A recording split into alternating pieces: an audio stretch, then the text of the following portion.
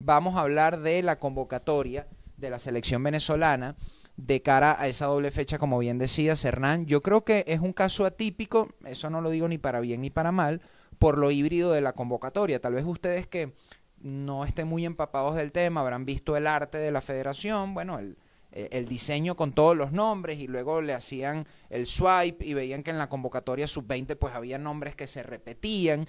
Y bueno, sí, es parte de lo que queremos analizar hoy, explicar hoy si nos parece buena idea o no. Lógicamente creo, Hernán, que esto responde al hecho de que, bueno, se va a jugar en el Alto, como bien explicas, ¿no? Y no es nuevo. Yo recuerdo que con César Farías, no solo en La Paz, sino también en Quito, se hicieron experimentos de este tipo. Yo recuerdo que en esa doble fecha FIFA que Venezuela le gana a Argentina 1-0 en Puerto La Cruz, el partido anterior había sido una derrota contra Ecuador en Quito con un equipo del fútbol, con una doble convocatoria. Fue aquel, y digo nefasto con mucho respeto, pero mucha gente lo recuerda así, aquel nefasto partido de José Luis Granados como lateral izquierdo, que bueno, la gente lo funó y que fue muy criticado, y tuvo, alguna vez hemos hablado de eso aquí en Día de Juego, y que tenía que marcar a un tal Antonio Valencia, ¿no? En la altura de Quito, un equipo ecuatoriano. Yo lo defendíamos bien. Bueno, no, a ver, y no se trata de defenderlo, no, pero es normal que algún futbolista haga un buen o un mal partido de vez en cuando, y más si tiene un gran rival enfrente. Es decir, el día de mañana cualquier jugador se enfrenta a Lionel Messi o a Vinicius Junior, bueno, si ese día tiene un mal partido es entendible, Claro, ¿no? Puede pasar. Y que tienes que entender que ellos quizás generan 10 oportunidades, pero con una basta y les sobra. Sí, por eso te digo. Porque es la efectividad de esa calidad de jugadores. Pero bueno, hablar ese plan, pero fíjate que ese plan tuvo,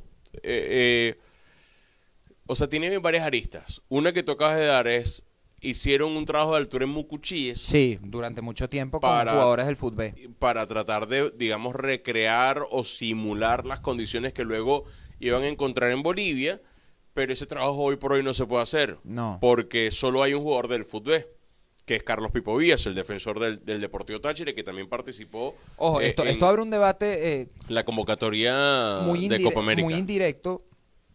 Y es preguntarnos, que no es la razón de ser del episodio, no quiero que profundicemos mucho tampoco, Okay. Pero el fútbol en cuanto a talento a día de hoy da para que esa idea se ejecute. Hoy, objetivamente hablando, pudiésemos tener un equipo del fútbol que logre competir en Bolivia. Yo también creo que no da, pero entonces es preocupante porque en aquel momento dio, para bien o para mal, se hizo una convocatoria y yo recuerdo que no parecía del todo descabellado tampoco. Pero es que también esa convocatoria, más allá que tenía jugadores del fútbol, hay que recordar otra cosa. Era la selección sub-20 de Venezuela.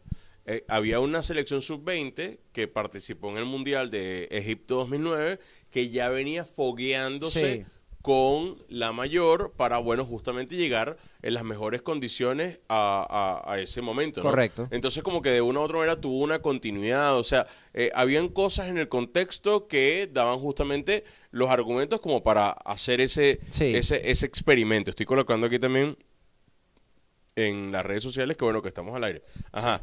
Bienvenidos al Ahí chat. está Pedrito, ya está diciendo, preocupa la segunda vuelta de Conmebol, muchos equipos como Chile, Perú, Brasil son otros, han cambiado. César Berrotera nos dice, bueno, están diciendo que los horarios del fútbol no ayudan a tener el programa en vivo. No nos ayudan nuestros trabajos, no necesariamente. Con partidos del fútbol, correcto. Claro. Bueno, dicho sea de paso, lo podemos decir. Claro. Íbamos a grabar el martes, pero bueno, Hernán tenía compromisos con el Caracas, partido del Caracas Fútbol Club. Ayer, evidentemente, la situación en cuanto a logística se refiere no daba para grabar. Fue un día complicado en la ciudad de Caracas y además de forma preventiva preferimos no grabar. Aprovechamos y bueno, le mandamos un saludo y nuestro reconocimiento solidario a todas las personas que están pasando momentos difíciles por la coyuntura política de nuestro país, 100%. que jamás este tipo de conversaciones e iniciativas de hablar de fútbol, de deportes, se interprete de manera errónea como de indolencia. Todo lo contrario. Todo lo contrario. Humildemente estamos en el tratando mismo país de seguir haciendo nuestro trabajo sin perder de vista que somos venezolanos como cualquiera de ustedes. Así es, y en el mismo contexto. Bueno, hablar entonces de la convocatoria. Es amplia. Recordemos que además es la primera vez que Bolivia va a jugar en el Alto. Sí, vale, justo lo aprobaron contra Venezuela, chico. Justo lo aprobaron contra Venezuela, es decir, en en La Paz, donde normalmente juega la selección, incluso tiene un estadio mucho más grande, que tiene mejores condiciones para recibir partidos eliminatorias, era 3.600 metros, ahora el alto es 4.100. 4.150. Bueno, imagínate, y bueno, 500 metros más. Es complejo, no solamente la complejidad que da justamente los efectos de la altura, que los repasamos, la pelota ha viajado de otra manera, el tema del oxígeno, que es importante, el tema del desgaste físico, o sea, cómo esto incide. Sí, bueno, en términos muy simples, sin tratar de hablar aquí de método, de ciencia, porque no somos especialistas en la materia, bueno, hay menos resistencia del aire, entonces claro, hay menor concentración de oxígeno, por eso la pelota en el aire tiene menor resistencia al trasladarse, al viajar, en términos muy coloquiales e imprecisos seguramente, nos disculpan, pero sí, básicamente es eso, y yo creo que es un reto mayúsculo. Lo preocupante aquí, o el reto desde mi punto de vista, uno, tal y como se vio Bolivia, sin el contexto de la altura en la Copa América, yo se lo decía a Enzo Vilano en una de las transmisiones, oye, nos hace pensar que es casi mandatorio por el asterisco de jugar de visitante. Pero si el partido fuese de local, para continuar con la idea, Bolivia es un equipo que hay que ganarle, a juro, y porque sí, no, y que está por el nivel futbolístico que tiene, muy, muy bajo. Una fase de, bueno, pareciera que Bolivia está como atascada, sí, y tiene siempre esa fase de renovar, no solamente el plantel, sino muchas cosas. Hay mucha inestabilidad alrededor de la Federación Boliviana de Fútbol. De hecho, bueno, como parte de la premisa del presidente de la Federación Boliviana de Fútbol es como que buscar las maneras o las condiciones para ver si a la selección le va mejor y él pueda revalidarse en su mandato. Bueno, justamente por eso la decisión de jugar en el Alto, bastante criticada incluso por medios bolivianos, porque normalmente el estadio Hernando Siles, digamos que había sido la casa de la selección. Pero por otro lado, Ecuador ya ganó ahí en este proceso, por ejemplo. Perú perdió. Claro, pero una selección boliviana que el 80% de sus jugadores hacen vida en Bolivia. Sí. De hecho, hoy están trabajando.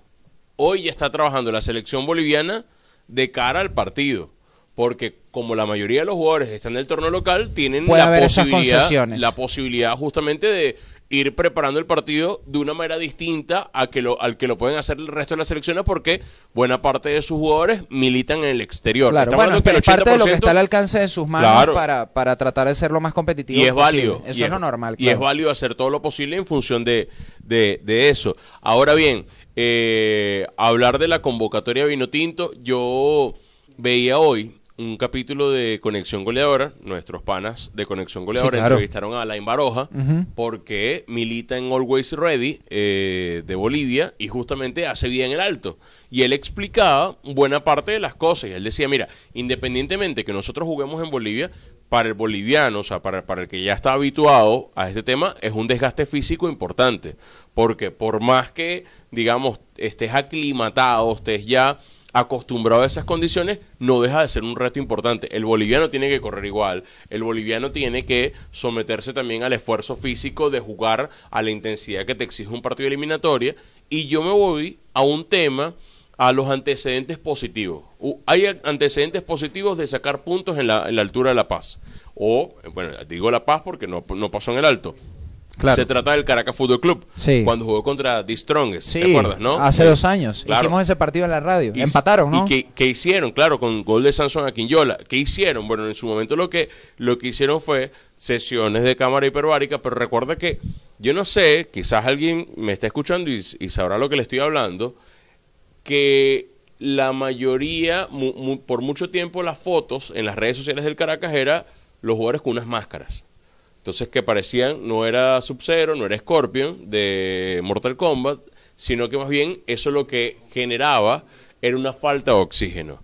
Es decir, lo que vive justamente habituaba en su cuerpo, sí. De hecho, son las mismas máscaras con las que el profesor Pintus, el preparador físico del Real Madrid, ha mostrado a sus jugadores mediáticamente. Tienen unas máscaras para trotar que les reduce la posibilidad de consumir oxígeno y los reta un poco más a nivel de pretemporada. Entonces, pudiese ser un trabajo similar.